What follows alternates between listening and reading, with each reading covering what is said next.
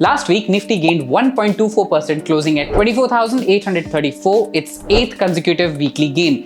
Index ने bull candle form किया with a long lower shadow indicating buying interest from the 24,000 support level. Looking ahead, key resistance is at 25,200 and support at 24,400.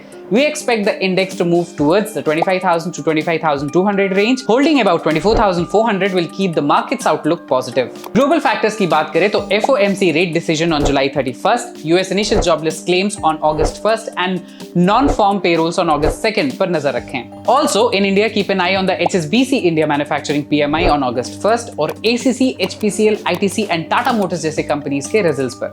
Stock to watch is GAIL जिसका current market price है 230.64 rupees. The buy range is 221 से 226 rupees with a stop loss of 208 rupees and a target of 248 rupees over the next 35 days. Subscribe to our channel for more such content. Securities market are subject to market risks. Read all the related documents carefully before investing.